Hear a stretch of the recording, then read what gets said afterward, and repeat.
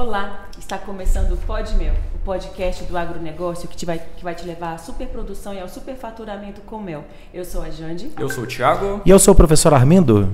Gente, a gente está no meio da safra, na maioria do país, e regiões onde não teria que ser safra também está tendo florada ainda, né? Está tendo a enxameação. E muita preocupação é gerada por causa disso, porque chegou um enxame, e agora?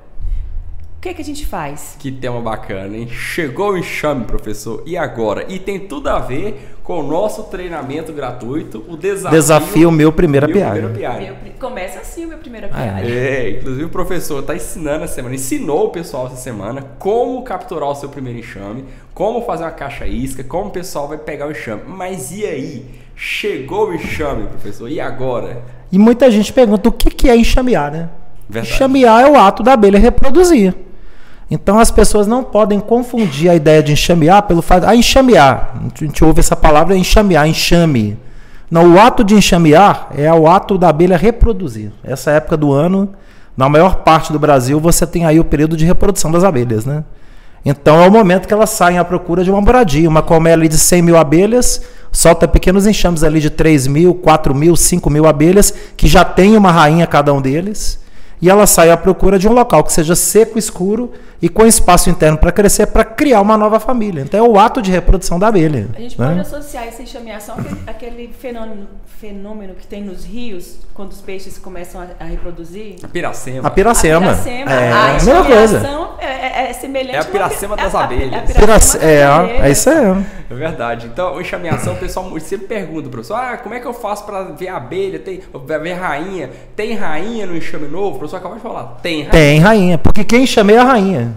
Quem enxameia é a rainha. Quem decide, quem toma a decisão, eu vou reproduzir, vou sair daqui dessa colônia. Eu não vou ficar mais nessa colônia, que aqui já tem uma rainha.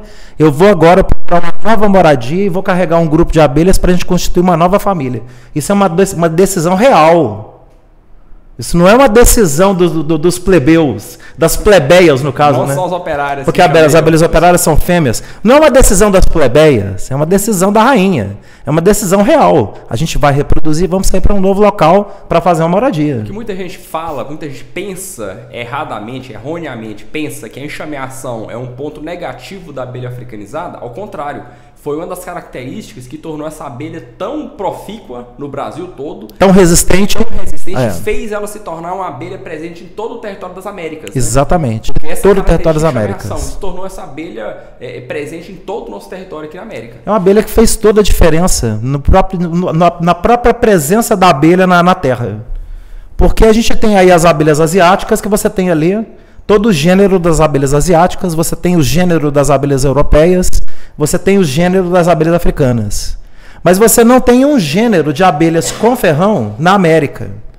Não que as abelhas com ferrão na América, elas representem um gênero específico e raças específicas. Tanto é que elas não foram ainda nem nomeadas pela biologia internacional com nomes de espécies de abelhas americanas. Existe uma corrente da USP que trabalha há muitos anos para a criação da Apis mellifera brasiliensis. Nossa, que lindo. Que é a nossa africanizada. Soou tão bem, né? Porque ela tem características próprias e exclusivas dela. É verdade. Ela tem características, inclusive físicas. Ela tem características que não são da africana pura. E tem características que não são da europeia pura. A principal característica que ela tem, que difere das europeias puras e das africanas puras, é a resistência à doença. Algo que é único na abelha hoje. Tanto é que está fazendo muita diferença nesse problema que acomete o resto do mundo, da redução de população de abelhas no resto do mundo. O único país que não tem sofrido problema de redução de população de abelha pelos problemas enfrentados no hemisfério norte é no hemisfério sul, especificamente no Brasil, pela qualidade da nossa abelha. Verdade. Então é uma abelha realmente que hoje representa um avanço em termos de adaptação biológica, de evolução biológica da Apis mellifera no planeta, né? A gente ouve muito falar da extinção das abelhas, alguma coisa que está acontecendo com as abelhas no mundo todo, está acabando com as abelhas. E que ainda tudo gira na corrente das hipóteses. Tudo hipótese. Porque não houve ainda uma explicação para uma pandemia generalizada que está cometendo as abelhas no restante do mundo. Isso é uma coisa que a gente não vê acontecer no Brasil. Não vê acontecer no Brasil. O que você vê acontecer no Brasil de matança de abelha é veneno. É veneno. Defensivo. Isso aí mata abelhas, não tem jeito. Agora você desmatamento, né? E quando não é o veneno, é a atitude responsável do criador de abelhas que não cuida da abelha no período de fome. Então, das duas, uma é veneno ou é o apicultor que não trabalha direito, que não tem conhecimento para trabalhar direito. Mas a nossa abelha ela é tão forte, tão violenta... que até nisso ela sobrevive. Porque ela, se o apicultor não dá condição para ela sobreviver na época da fome, ela não vai ficar... Ela abandona. Ela vai embora. Ela abandona e vai à procura de uma moradia. Ela enxameia. Enxameia. Então, a enxameação, ela nada mais é de que quando a rainha ela percebe que aquele local que ela está não tem condição dela continuar crescendo ou manter a sua colônia, ela sai dali mesmo. Popularmente ela vaza. Isso é uma decisão da rainha já nascida. Nasce a princesa, a rainha velha, a rainha mais velha, é que toma a decisão de ir buscar uma moradia nova. Então a decisão de fato, vamos reproduzir, ela vem da princesa? Não, ela vem da rainha velha. E vem da rainha velha antes mesmo do início da produção das realeiras que vão dar geração às princesas da colônia. Então é um processo bioquímico. A rainha percebe o quê? Ela percebe muita entrada de mel, porque o período de reprodução é no período de abundância de comida. Muito mel, muito pólen. É fartura. Então ela percebe a entrada de mel, ela percebe a entrada de pólen. Aí ativa o ovopositor dela, ela bota muito. 3, 4, 5, 6, até 7 mil ovos por dia no auge do período da florada. A população cresce. No que a população cresce, no espaço de 20 dias, exponencialmente ela fica sem espaço. Exatamente. No que ela ficou sem espaço, a rainha também percebe o quê? Agora a gente atingiu um ponto de crescimento tal que eu posso inibir a produção do hormônio de unidade na colônia para poder permitir às abelhas nutrizes e engenheiras produzir novas princesas através de realeiras.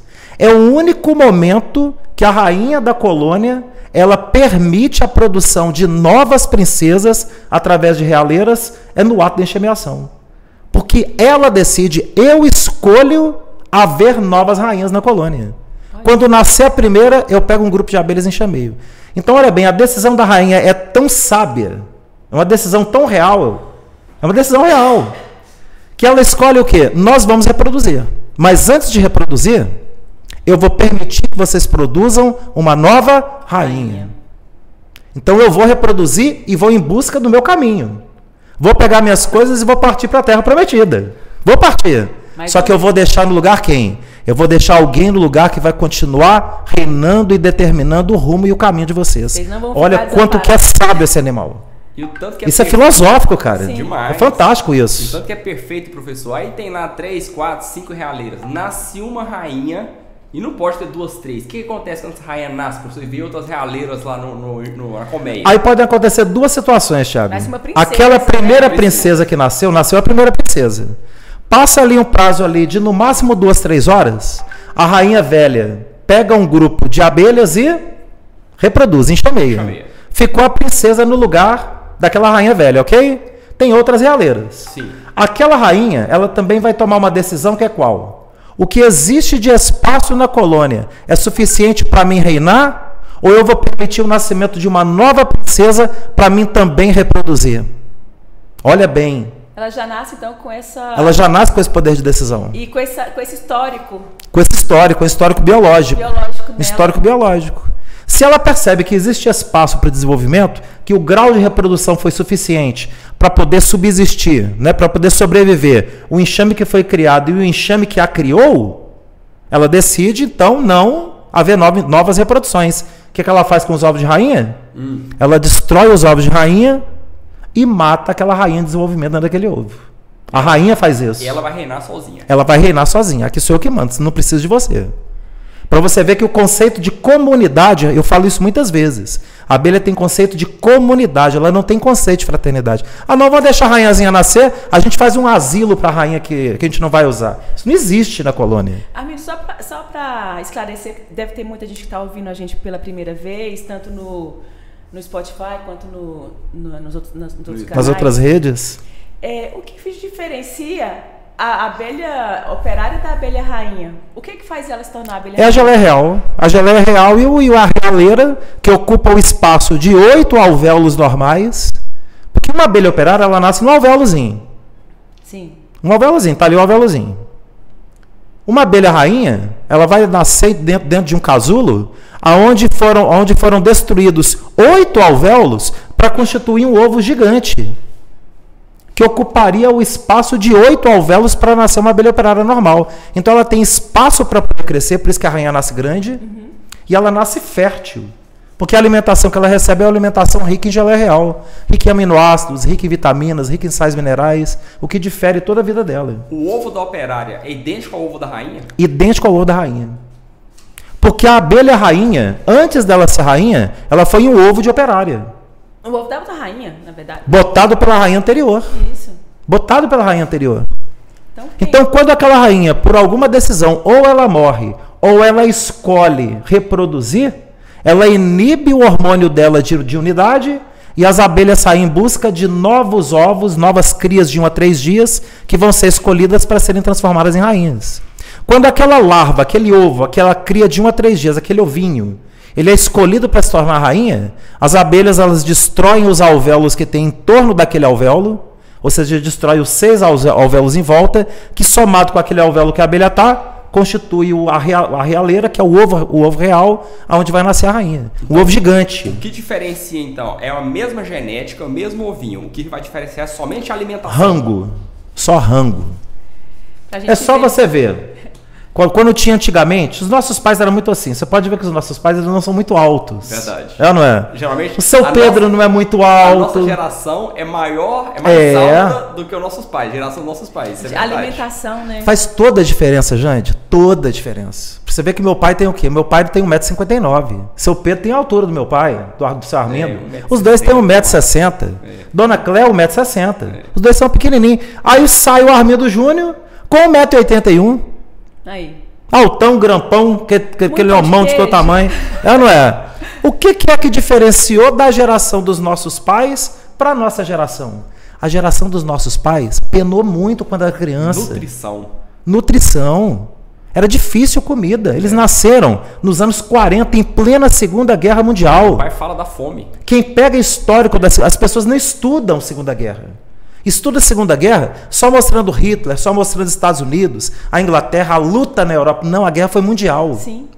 A comida produzida no Brasil nessa época, quem pega os estudos históricos da Segunda Guerra no Brasil, em plena ditadura Vargas, que foi de 1930 até 1945, toda a produção de alimento que havia no Brasil, ela era destinada, 80% dela, para os soldados de guerra na Europa. Não necessariamente os soldados brasileiros. Para os soldados em guerra contra a Alemanha. Então a população brasileira passou fome para poder alimentar soldado em guerra durante o período de 6 anos, de 1939 até 45. Os nossos pais nasceram nisso aí, Thiago. Comia quem produzia, né? Então, quantas vezes meu pai fala que comeu ali foi o melado de rapadura com farinha? Era pouco nutricional, né? A alimentação, assim, que era assim, o melado de rapadura com farinha. Acesso, era o piqui. Não, vamos lá colher piqui no mato, vamos comer arroz com piqui. Não é nem carne de segunda, era carne de terceira, de quarta. Meu pai falava que pegava bucho. Isso. Pegava as tripas. Vovô. Pra poder comer. Geraldo Nascimento, filho do pai do Armindo veio Nascimento, meu avô. Vovô trabalhou nessa época, antes da Segunda Guerra, 1930 e poucos, vovô trabalhou no abatedouro, no matadouro. Então eles recebiam, além do salário, eles recebiam um aporte de carne para levar para casa. Kit. Bucho. Era carne. Bucho, era carne. Sim. Era carne nobre. Toda a família comia, era dia de bucho. Carne. Era dia de carne. Ué. Então hoje a gente tem comida demais, gente. A turma reclama. Gente, a gente tem que olhar para trás, olhar para o passado. Então voltando para a abelha, aconteceu enxameação. O bom do podcast é que a gente pode dar essas escapadinhas assim, ó. Não é? Eita, é tão fértil que a gente acaba enxameando para outro. Ué. Não tem jeito, né? O que é a alimentação da operária que torna ela operária e o que é a alimentação da rainha que torna ela uma rainha? O ovo de operária, que a rainha botou primeiro, segundo e terceiro dia de vida, todos os ovos de operária recebem geleia real. Todos os ovos. Os primeiros 3 dias de vida. Os primeiros 3 dias. Então, todo ovo de operária, ele potencialmente, nesses 3 dias, pelo fato de receber geleia real como alimentação, cada larva daquela tem potencial para se tornar uma rainha. Porque recebe geleia real. No primeiro dia do estágio larvário, aquela larva recebe 80% de geleia real, 20% de mel e pólen. No segundo dia do estágio larvário, ela recebe 50% de geleia real, 50% de mel e pólen. No terceiro dia do estágio larvário, ela recebe 30% de geleia real, 70% de mel e pólen. No quarto dia do estágio larvário, ela recebe 100% de mel e pólen. Então, no quarto dia, ela não recebe mais geleia real. Então, os ovaríolos dela perdem a capacidade de quê? De postura e de fecundação com o zangão. Ela até consegue botar, só que bota ovos que não são fecundados. Então, atrofia o quê? Atrofia a bolsa espermática que está presente na operária.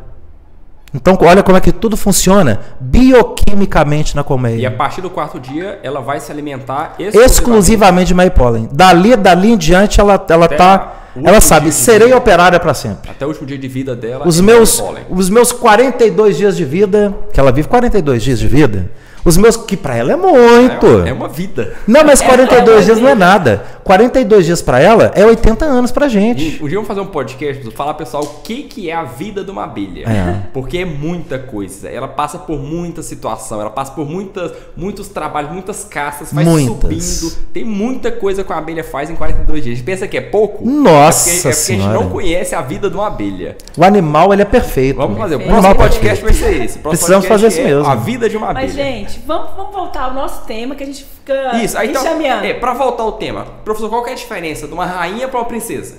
A diferença de uma rainha para a princesa é que a rainha é fecundada e a princesa ainda não é. A princesa não é fecundada. Se a princesa fecundou, então ela foi o quê? Coroada. Ela foi coroada pelo quê? Ela foi coroada pela carga de esperma que o zangão vai lotar a bolsa espermática dela. O coroamento da princesa é a fecundação. O zangão pode ser de qualquer colmeia. Vai ser de qualquer colmeia. Raramente ela Raramente é o irmão dela. Raramente. Ela é perfeita, ela não faz todos os seres vivos, gente, eles encontram mecanismos bioquímicos para impedir que ocorra o quê? Que ocorra incesto naquela população. Então você não vai ver um zangão irmão da rainha fecundando a rainha.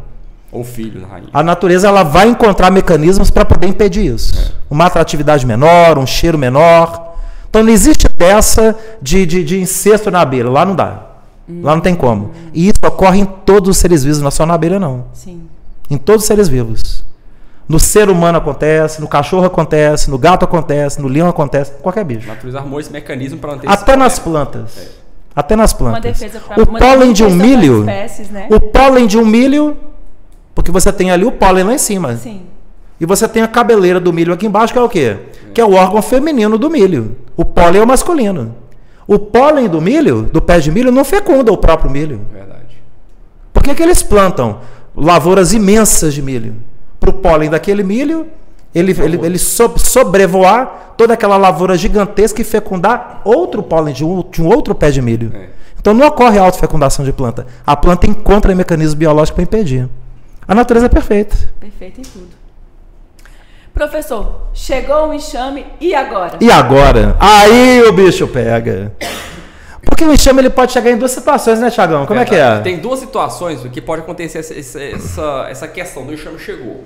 Tem a situação em que o indivíduo, ele quer pegar abelha. Eu quero mexer com mel, quero produzir meu melzinho, quero ter minha abelhinha. Então, ele vai atrás da abelha. É verdade. Mas tem aquela situação que o camarada tá tranquilo na fazenda, ou tá na casa dele, e chega aquele enxame, inesperadamente, aquele monte de abelha atrás dele. Então pode acontecer de você ir atrás do enxame e pegar o enxame. Sim. E pode acontecer de você estar tranquilo e o enxame vem atrás de você. E aí, o que a gente faz em cada situação dessa? Pois é, essas duas situações são muito importantes. Até falando exatamente aí, porque é o tema do nosso desafio, meu primeiro apiário, né? A turma que está acompanhando o treinamento dessa semana, o objetivo é mostrar o quê? Primeiro que a abelha está presente. Sim. Primeiro que a abelha está presente, a gente sempre pensa a abelha como um animal que está lá longe. Não, a abelha está lá longe. Não, a abelha está mais perto que você possa imaginar. Né? E o mais incrível, desmistificando aquela história que a abelha é um bicho que chega, sai matando, que sai matando, que sai atacando, que tem sai não sei o quê. centenas de alunos pegando a abelha no Brasil todo. E o que é mais importante é isso, tirar esse medo, esse monstro que foi criado em cima da enxameação, da captura de abelha, e falar que é uma coisa natural. A turma, inclusive, que quiser ver isso, está lá no nosso grupo Cursos e Eventos Cia da Abelha no Facebook, que é onde a gente está direcionando os alunos que estão inscritos no nosso treinamento Desafio Meu Primeiro Apiário a colocar o vídeo ali de captura. Não só de captura, mas de colocação da caixa isca também. Então, quem estiver no YouTube ou no Spotify, procura lá no Facebook um grupo, é o grupo da Cia da Abelha. Isso. Ele é Cursos e Eventos Cia da Abelha. Cursos e Eventos. Tem 4 grupos no Facebook, mas é o grupo Cursos e Eventos. Procura Tem muita coisa interessante. Procura esses grupos, pede para entrar no grupo, o pessoal vai te autorizar a entrar e você vai ver tanto de gente pegando enxames no Brasil todo. Brasil todo. O que é interessante é isso, porque a gente está tendo enxameação, pelo calendário apícola, a gente teria que ter enxameação somente aonde agora? Sudeste, Centro-Oeste, Oeste da Bahia, Sul do Piauí, Sul do Maranhão e parte da região Norte, estado do Tocantins e parte do Norte do Brasil. Isso. Só que a gente está vendo enxameação acontecendo também em várias regiões do Nordeste brasileiro. Nordeste. Porque apesar de que a chuva já diminuiu no Nordeste e é período de entre-safra, mas tem muita região que está verde ainda. E tem região que está chovendo. Tem flor ainda. Está caindo um rescaldozinho de chuva. Você tem a Jurema Preta ali que está no restinho de flor, então está tendo enxameação. Sul do Brasil, que a enxameação começa pelo calendário a partir de outubro. Mas a gente está tendo vídeo de alunos que estão participando aí do nosso treinamento, pessoal do Paraná, Santa Catarina, Rio Grande do Sul, pegando abelha. Às vezes não tá conseguindo fazer a captura, que tá fazendo frio lá. Fazendo frio, exatamente. Essa semana não tá conseguindo pegar no sul, mas tá fazendo resgate. Tá fazendo resgate. Mas até captura também. Teve um lá do Rio Grande do Sul que mandou, lá de Parobé. Olha que maravilha. Parobé no Rio Grande do Sul capturou um enxame lá, cara. Mas vamos àquele primeiro ponto. A pessoa, ela tá tranquila, pessoal, e o enxame chegou. Ele nunca ouviu falar de abelha na vida dele, ele tá ali no domingo, na área de churrasqueira com a família no sítio, na chácara, às vezes até tomando ali uma cervejinha, tomando uma branquinha, todo mundo ali reunido, confraternizando, de repente, chega aquela nuvem de abelha gigantesca, bota todo mundo para correr dentro de casa e pousa a abelha junto da lâmpada na área da churrasqueira. Verdade. E forma aquela barbona de abelha. O que fazer? O que fazer? Desespero corre. A primeira coisa que a pessoa, nossa, eu tô aqui no mato, tô com visita aqui, tô aqui no sítio, o pessoal apavorado com a abelha, eu vou enfiar fogo. Baigon. Vou pegar um vidro de baigon e bater.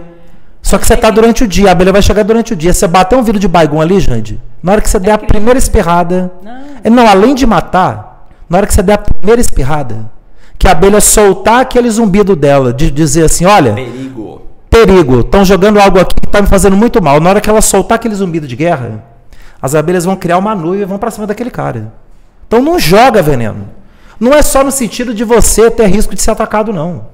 Mas é porque a abelha não há necessidade de você fazer isso. Porque a abelha, quando ela chega, ela não está atacando. Não, ela vai pousar e vai formar uma bola de abelha. Ela não está ali querendo atacar ninguém. Ela vai chegar e pousar. Deixa o pessoal lá dentro de casa, tranquilo, numa boa. Vai passar 15, 20 minutos, vai formar aquela pelota de abelha e ela vai ficar lá de pendurada. Ela não vai te atacar. Ela está ali simplesmente pousando, repousando, encontrando um cantinho para descansar. Então, primeiro ponto, até encontrar uma moradia. Primeiro ponto, não ataque a abelha. Não ataque a abelha. Não põe fogo, Não põe fogo. Não, porque eu vi o meu avô fazendo isso uma vez, ele chegou ali um chumaço ali de jornal, enfiou fogo nas abelhas. A abelha não é maribondo, gente. É crime. E é crime, pessoal. Matar a abelha é crime. Não, pessoal, não tem problema não, é animal exótico. Mas nisso aí o IBAMA interfere. Tem proteção de animal. Tem lei. Além de você receber uma multa de R$200 por abelha morta, não é por enxame morto não, Jande. É por abelha morta. Meu Deus. É a multa que você recebe. Você ainda pode ser enquadrado como maltrato de animal e você pode ir até preso. E ainda corre o risco de ter um sério acidente. Porque você está atacando o ser, que exatamente. É defensivo. O animal ele não tem instinto de ataque, mas ele tem instinto de defesa. Então, primeiro ponto, professor, o camarada, ele não quer criar abelha, ele não quer produzir, mas chegou aquele enxame. Primeiro ponto, não atacar o enxame. Não atacar o enxame. Aí você pode optar por duas questões, Thiago. A primeira é a seguinte, essa abelha chegou até mim. A pessoa que tem sangue frio, ela vai pensar, gente, essa abelha não chegou à toa aqui. Deixa eu pesquisar esse negócio aqui. A abelha chegou aqui em casa, o que eu faço? ele já vai cair de cara numa tal de cia da abelha. De cara. Podcast, pó de mel. Aí ele vai achar o pó de mel, cia da abelha, falando da abelha que chegou na área da churrasqueira. E agora? E aí ele vai pegar toda essa orientação aqui, a orientação que a gente está dando aqui agora, do que ele vai fazer. E aí ele vai escolher que ele consegue aproveitar aquele enxame, e ele já está numa chácara, num sítio, ele passar aquela abelha para dentro de uma colmeia padrão, utilizar todo o equipamento de segurança, utilizar todo o implemento de segurança e ter ali o primeiro apiário dele. Ele não procurou ter apiário. Ele não procurou a abelha foi até ele. É coincidência? Não é coincidência, Thiago. Gente, A gente já discutiu inclusive isso várias vezes, até da questão da chegada da abelha africana no continente americano. Verdade. Isso não foi uma coincidência. Não foi uma coincidência. De onde que surgiu lá com o professor Estevão Orquiquer a ideia de trazer a abelha africana lá do continente africano para fazer um melhoramento genético aqui no continente americano? Até que ponto esse animal que é quântico, ele consegue conversar inconscientemente com as demais espécies da natureza? Nas vésperas de uma grande pandemia que está acabando com as abelhas do mundo todo. Exatamente. Olha só. E você tem uma abelha aí que passou de uma abelha africanizada que passou a coletar própolis da natureza, que é um produto que combate vírus, todos os tipos de vírus do planeta, inclusive o coronavírus. Exatamente. Que mata todos os grupos de bactéria, que tem atividade antitumoral, e só a abelha africanizada consegue coletar esse tipo de própolis. Um animal que não sofre problemas de patologias sérias. Você vê a população de abelha reduzindo na Argentina, nos Estados Unidos, na Austrália, na Europa. Hoje a França tem apenas 15% da população de abelhas que eles tinham de 30 anos atrás. Nossa. E não tem causa. Os Estados Unidos está caindo muito a população também. E não tem causa para essa redução. Não tem. A abelha simplesmente sai da colmeia e desaparece. Ela perde o senso de orientação dela, o GPS biológico dela some e ela morre no meio do mato. É como se fosse um avião que perdeu contato com a torre de controle do aeroporto. O avião perde o controle, onde é que eu estou? O avião cai. Porque ele não sabe se ele está reto, se ele está subindo, se ele está descendo. O avião perde totalmente a noção dele de espaço. O piloto não sabe. O avião cai. A mesma coisa acontece com a abelha. Então isso está acontecendo no restante do mundo. Mas a abelha africanizada não sofre disso. Então olha que loucura. 60 anos atrás, uma abelha dessa chega. Hoje a gente tem populações de abelha do mundo todas reduzindo em todos os lugares. A única população de abelhas que se mantém estável em reprodução, e a gente é prova de que tem reprodução, que a gente está em enxameação. Nossos alunos são prova. Os nossos alunos são provas disso. São prova disso. O Brasil todo capturando. Então a abelha africanizada é a abelha que vai ser o quê? Vai ser a redentora da produção de alimento no mundo e da polinização das plantas. Falando essa coincidência, professor, o professor trouxe aquelas questões lá na mentoria, lá em São Paulo, do Jung, daquela psicologia de Jung. Eu tava vendo Teoria dos arquétipos de Jung. Hoje de manhã cedo, professor, eu estava vendo uma frase do Jung que ele fala que quando o seu consciente não funciona, a sua vida é dominada pelo inconsciente, que você chama de destino. Então é coincidência. E ele ainda foi além, que além desse inconsciente que a gente chama de destino, existe um inconsciente o quê? Coletivo. Sim. Então existe um inconsciente coletivo que se interconecta. Olha bem, gente, isso não é papo de monge. Deve ter gente falando assim, professor, a minha deve ter fumado um brau. Não, bicho, isso não, nem gosto disso, pelo amor de Deus. No mexo com droga, tem aversão a todo tipo de droga. Nem bebida, nem bebida alcoólica eu não mexo. Nem viu, ele não toma, é verdade. Então não é papo de monge, nós estamos falando de ciência, cara. Nós estamos falando de algo que o Jung, ele pesquisou em todo mundo. Verdade. Sim. Em todo mundo, a teoria dos arquétipos foi algo levantado em todo mundo. Então existe uma consciência coletiva. Existe um inconsciente coletivo. Sim. E esse inconsciente coletivo ele não está desconectado. Eles se conectam e eles conversam entre si. O que a gente não tem é evolução suficiente para acessar isso. Para entender. Entender isso. E a gente chama de coincidência. De coincidência. Então não existe coincidência. Então, como existe convergência. Como o ser humano não evolui então até que ponto nós não comunicamos inconscientemente com a abelha e vice-versa? Exatamente. Até que ponto as realidades elas conversam entre si? Mas, digamos, vamos voltar aqui. O enxame chegou na minha residência, pousou lá no meu teto. E Você escolheu criar. Eu escolhi criar. Isso. Qual que é o seu primeiro passo? Equipamento de segurança. Equipamento de segurança e junto o que mais? Busca de Conhecimento. conhecimento. Porque até para você vestir o equipamento de segurança, você tem que saber como vestir. Para saber qual comprar. Até para saber qual equipamento você comprar, você tem que ter conhecimento. A decisão de ficar com a abelha exige conhecimento. Existe conhecimento. É verdade. Então a pessoa já vai buscar aquele conhecimento. Muito bem. Mas além daquilo, da decisão do buscar conhecimento, às vezes ela não vai buscar, às vezes, o conhecimento que precisa na hora. Ah, não, deixa eu pegar aqui, deixa eu pesquisar o que precisa. Aí ele vai ter uma lista de material que ele vai comprar. Ele buscou conhecimento? Mais ou menos. Ele acessou uma lista de equipamentos que muitas empresas, inclusive instituições públicas, passam. Mas ele não tem conhecimento. Ele não sabe qual roupa comprar, ele não sabe qual fumigador utilizar, ele não sabe qual material de combustível que ele vai usar no fumigador. Ele não vai saber qual manejo que ele vai realizar, como que ele vai pegar aquele enxame que está despendurado lá na lâmpada, lá na área da churrasqueira e passar para dentro da colmeia. Ele não sabe. Então ele tem que buscar conhecimento. Por isso que a gente está lançando esse treinamento o desafio meu primeiro apiário, porque a gente está ensinando isso. Uhum. Inclusive é tema que a gente está trazendo pro pessoal, inclusive da aula de ontem, de hoje e de amanhã, né, Thiago? Pegar a abelha, todo mundo vai pegar. Pega. Todo mundo vai pegar. 50% a 70% do pessoal que está inscrito vai pegar a abelha. Pegar a abelha significa que você vai produzir mel? Não. Significa que você vai trabalhar com segurança? Não. Significa que você tem um animal valioso na sua mão e que carece de muita responsabilidade sua, buscar o conhecimento para tratar com o devido valor aquele animal. Chegou uma responsabilidade. Então você tem que saber como transferir o enxame, você tem que saber como passar para a colmeia, você tem que saber como preservar aquele animal, como fazer ele crescer, como fazer ele produzir, como que você vai tratar o alimento colhido, o mel colhido. Então você tem que buscar conhecimento. E o treinamento do desafio Meu Primeiro Apiário tem essa missão, transferir esse conhecimento, né, Thiago? Verdade. Esse conhecimento iniciático para você chegar a esse primeiro enxame e você fazer a coisa acontecer. Mas tem o outro lado, que esse foi o cara que não queria mexer com isso. Chegou casualmente para ele, a abelha se apresentou para ele. Verdade.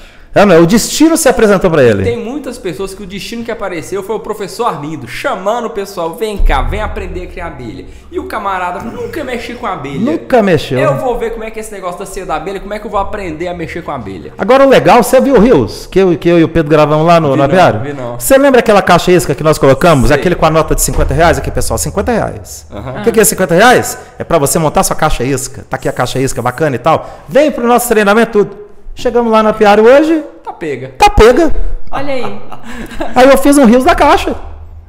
Aqui, ó, pessoal. Tá vendo a caixa aqui que eu coloquei? Com aqueles R$50. Então agora é o seguinte, a abelha tá aqui, tá capturada. Vem pro treinamento hoje para você saber o que você vai fazer com essa abelha. Sim. Né? E aí a gente convidou. Foi a aula que teve agora há pouco. Não é? Falou que teve agora há pouco aí do pessoal aí acompanhando. Então a abelha vem. Mas a pessoa tem que saber o que fazer.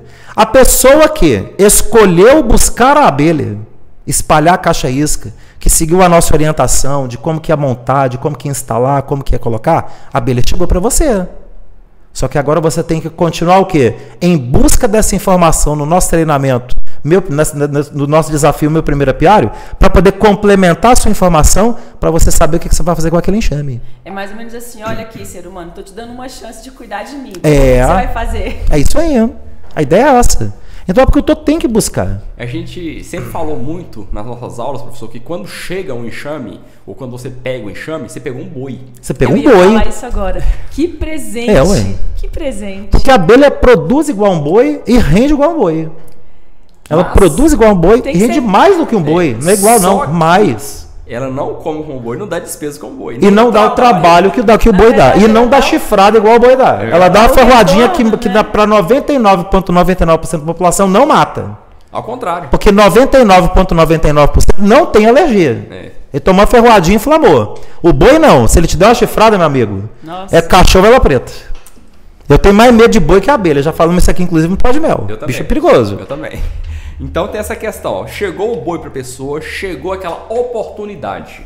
Eu vejo como uma oportunidade. Chegou um enxame, ou você conseguiu capturar o enxame, é uma oportunidade. É uma grande oportunidade. Você não pode perder essa oportunidade. É uma oportunidade de você montar seu apiário, uma oportunidade de você produzir mel, uma oportunidade de produzir um alimento saudável, uma oportunidade de você faturar, porque você fatura. Mas para você buscar isso, você tem que quebrar a sua zona de conforto. Ah não, chegou essa abelha, nossa, a abelha tirou minha rotina. Que bom, meu amigo. Então ela está te convidando para você sair da sua zona de conforto. Eu gostei desse ponto aí, professor. Para você quebrar a sua zona de conforto. Você está ali na sua tranquilidade, no seu churrasco no final de semana na chácara. Chegou a abelha. Quebrou a tua zona de conforto e é para quebrar mesmo. É para dizer para você que a tua vida você tem que fazer algo diferente. Ela está dizendo, olha, o planeta está aí, ó, precisamos de alimento saudável, precisamos gerar aí proteção da natureza, proteção da fauna, flora, gerar emprego, gerar renda, né, Tiagão? Falando nessa questão da evolução, como ser humano e como todos os seres, a gente só evolui quando a gente sai da zona de conforto. Quando sai da zona de conforto. Quando você está naquela inércia, sempre na mesma coisa. Tá tudo beleza, tá tudo tranquilo. Pra que eu vou fazer algo diferente? Você não cresce, né? Você não cresce. Agora quando você... Aí você espera então cair assim, vai, opa. Então quando você cai, significa que saiu da zona de conforto. Então ou você sai pelo bem ou sai pelo mal. Exatamente. Ou você espera uma coisa muito ruim acontecer para você evoluir, ou você faz acontecer para não esperar uma coisa ruim para você evoluir. Exatamente. E o professor falou uma coisa muito bacana, que quando chega a abelha, sai da sua zona de conforto. Você tem que buscar conhecimento, você tem que estudar, você tem que fazer investimento. E para a pessoa que espalhou a caixa isca sob a orientação nossa, aí que ele tem que ter a responsabilidade, não é nem dupla não, é uma responsabilidade tripla.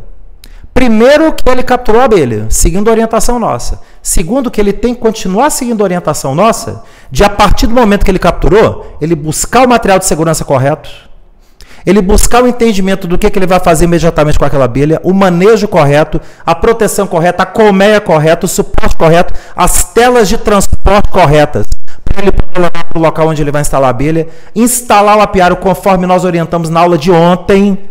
Todas as técnicas de instalação de apiário, todo passo a passo, todo metro. Ele não vai botar a abelha do lado da porta da cozinha. Então ele tem essa responsabilidade dupla e tem a tripla. Porque se ele não seguir e fizer a coisa corretamente, ele ainda vai sair falando mal depois da abelha, saindo falando mal da apicultura e falando mal do professor Armindo, que botou ele na fogueira, que ele capturou enxame de abelha e agora ele não sabe o que faz.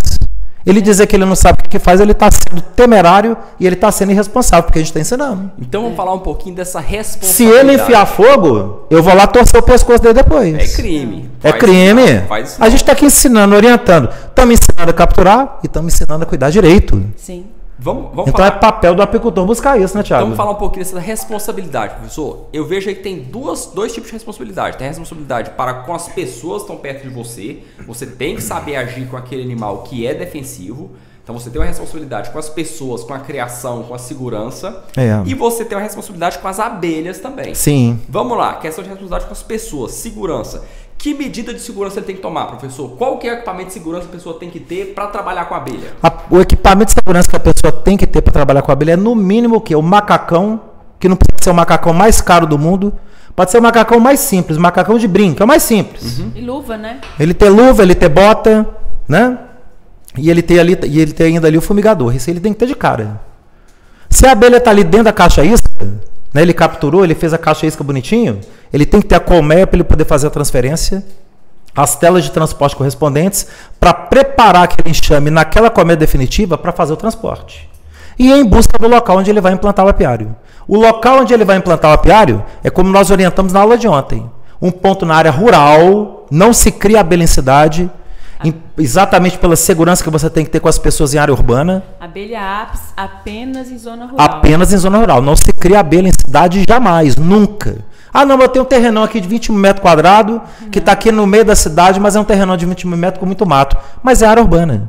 20 mil metros não garante distância de segurança. Os diretores, inclusive, têm até... Proíbem, multa, né? proíbem. Até por lei. As leis orgânicas municipais proíbem mesmo. Proíbem, não pode. Você não pode criar porco, você não pode criar cavalo, boi, abelha. Muito menos animal peçonhento. Cobra, abelha, marimbondo, escorpião. Você não pode criar. Então esse ponto não pode. Então não pode. A segurança é essa, professor. Mas e a questão também da colmeia? Qual colmeia a pessoa vai comprar? O que ele tem que ter para poder pegar aquele enxame, colocar e dar uma boa condição para aquele... Além da caixa isca, ele tem que ter o material padronizado. Facilita? Facilita a vida dele, facilita na hora dele encaixar a tela de transporte, facilita na hora dele encaixar a tela de escape invertido.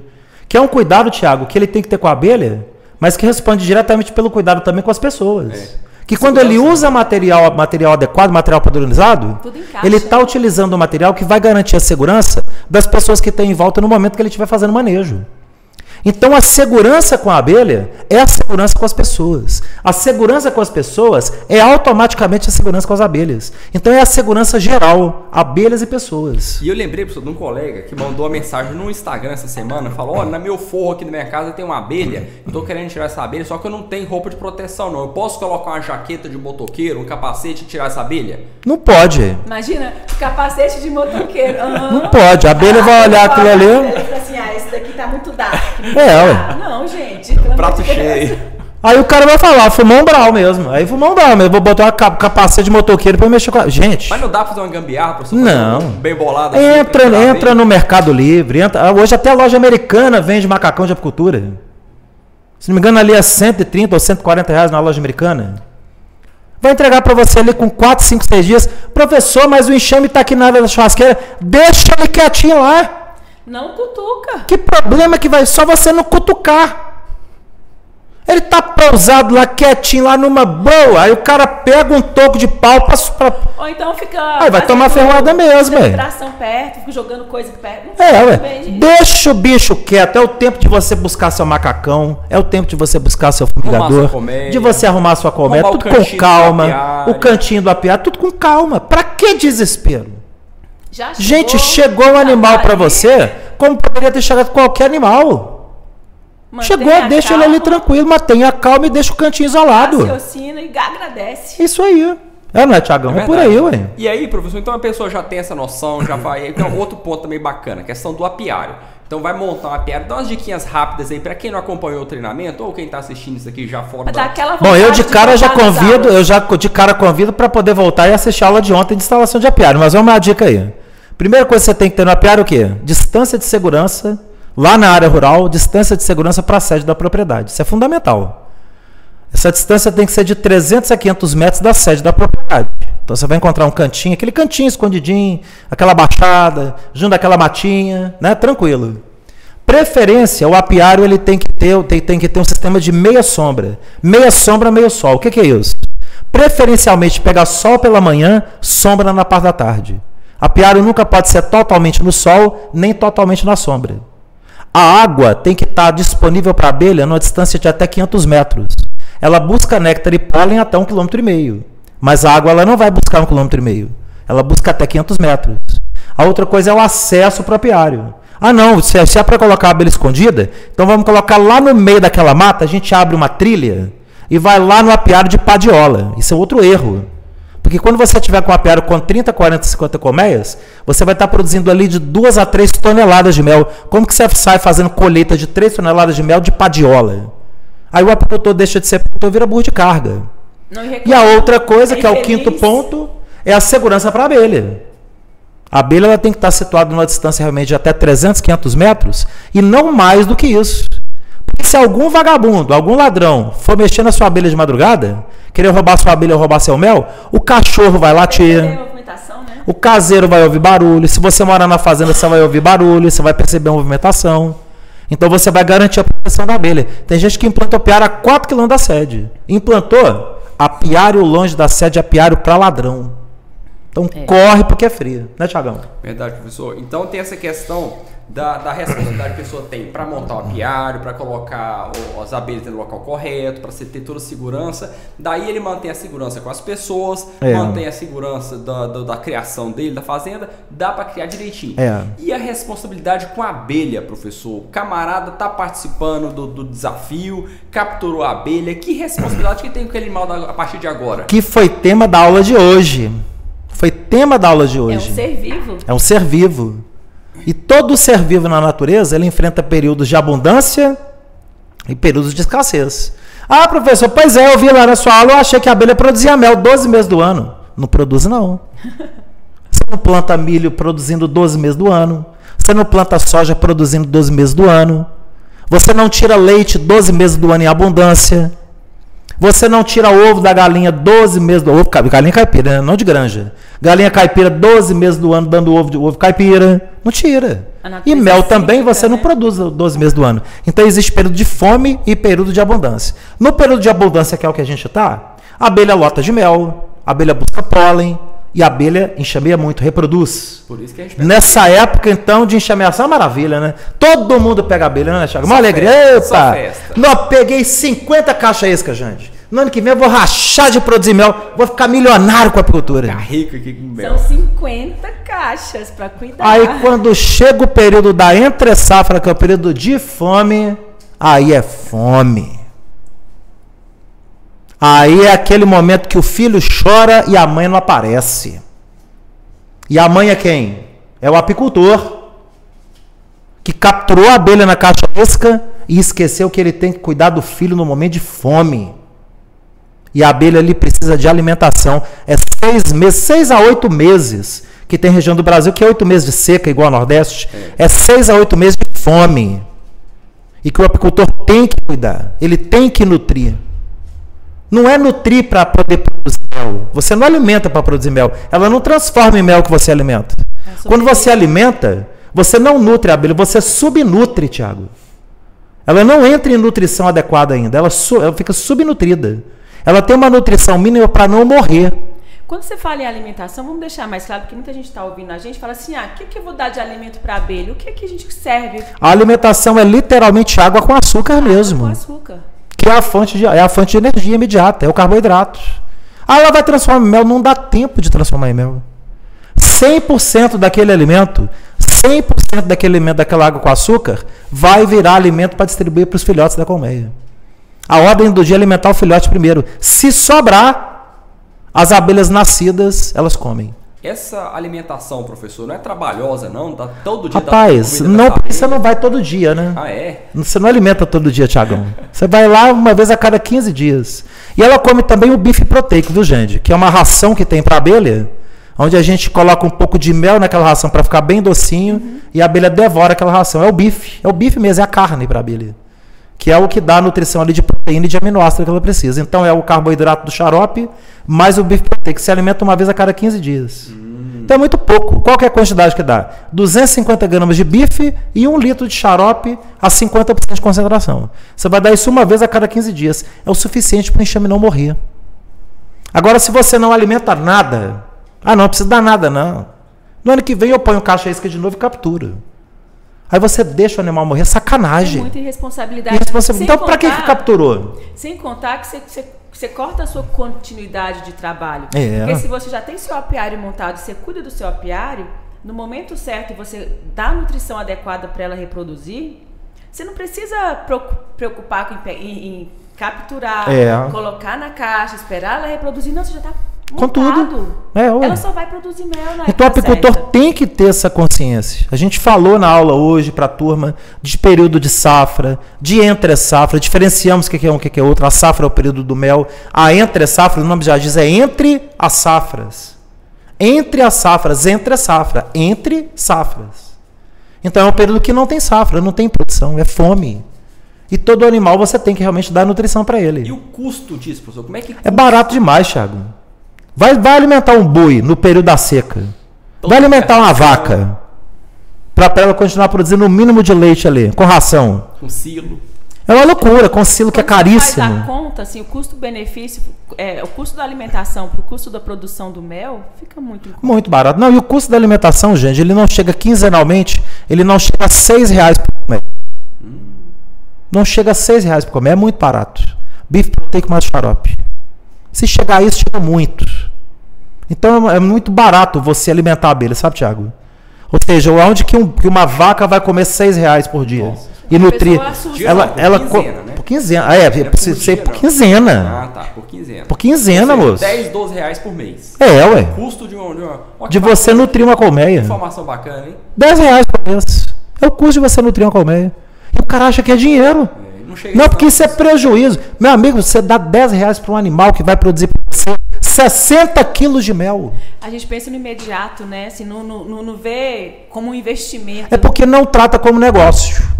É por isso que a gente fala direto no treinamento o quê? Que o treinamento tem o objetivo de peneirar quem são os empreendedores apícolas. Porque o empreendedor, ele calcula. Sim. O empreendedor, mesmo que ele não crie abelha, Jande, muita gente que está no nosso treinamento já está calculando, porque esse negócio é bom.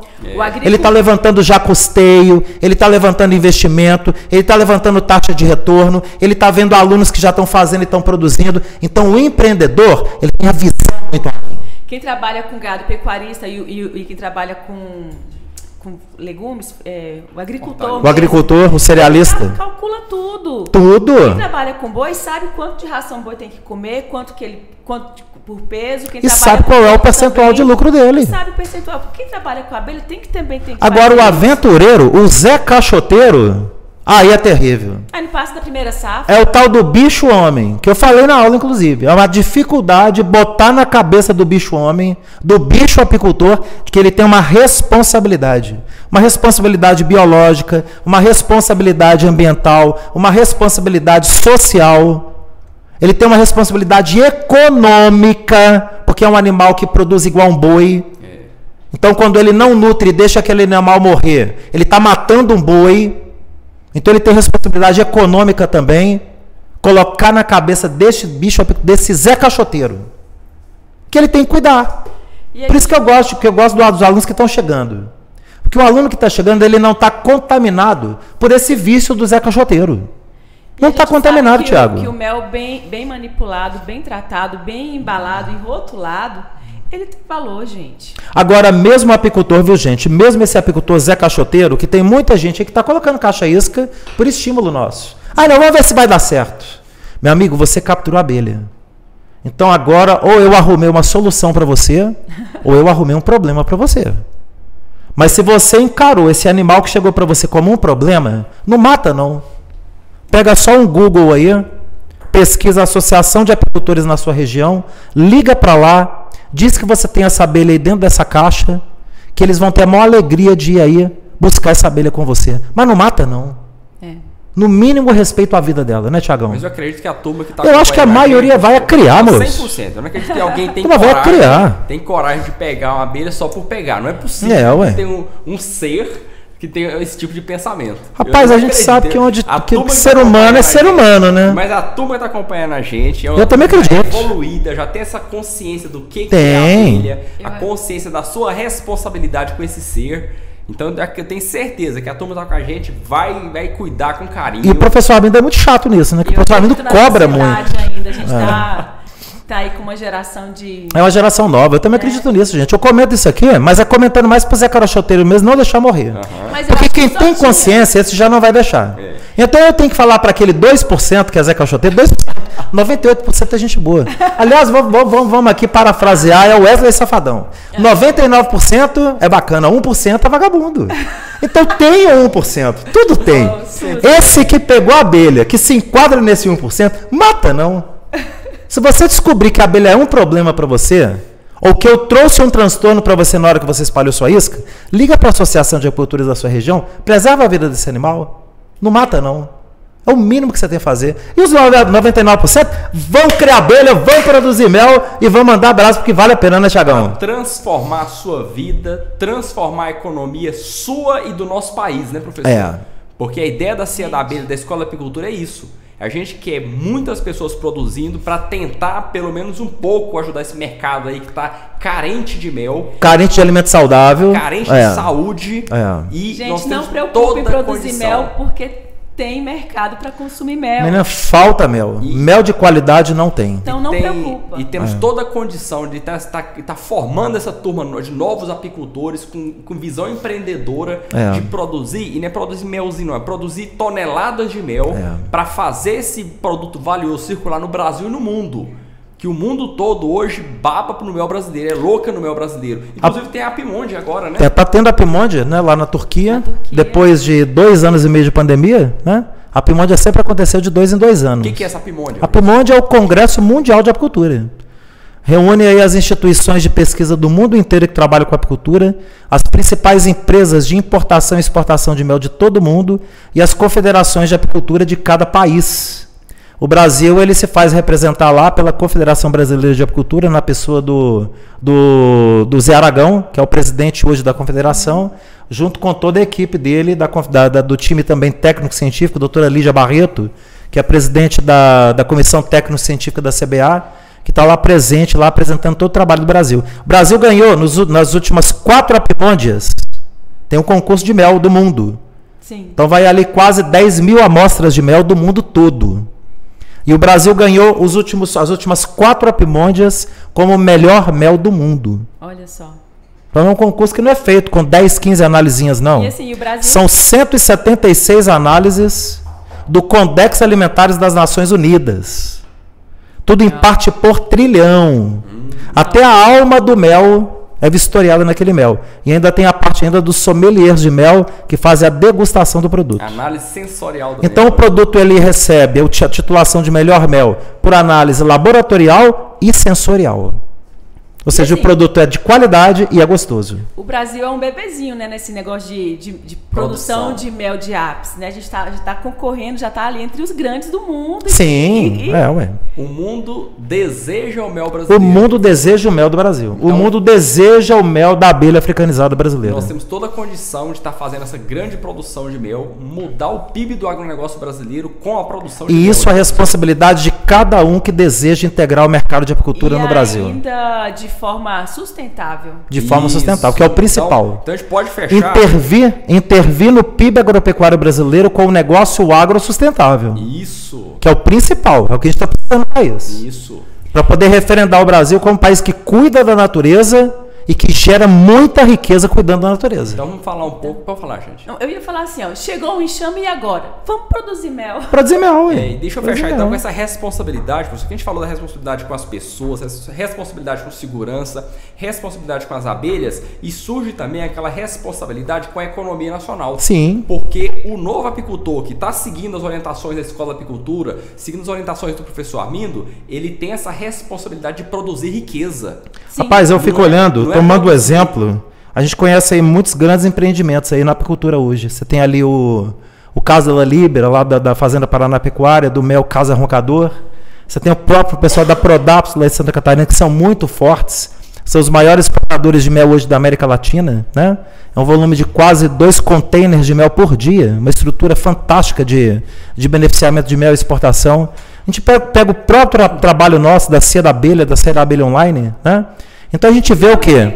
Que essas empresas que trabalham o desenvolvimento da apicultura, que trabalham a produção do mel saudável, que trabalham a intervenção positiva na economia, são empresas que geram muita riqueza e que geram muitos empregos. Muitos empregos. Tomando como exemplo a gente aqui. A gente somou outro dia o número de colaboradores da Cia da Abelha Física, Cia da Abelha Online, quase 30 colaboradores.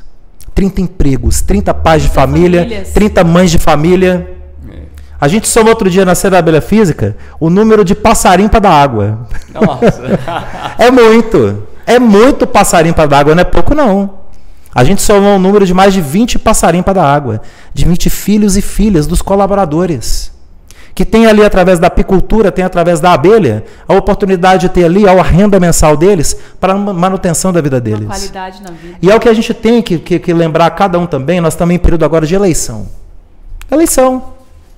Tá todo mundo aí, fica aí despirocando aí por conta de entrevista que tem todo dia à noite, não é? Vamos entrevistar o candidato tal, assim, assim, assim, assim.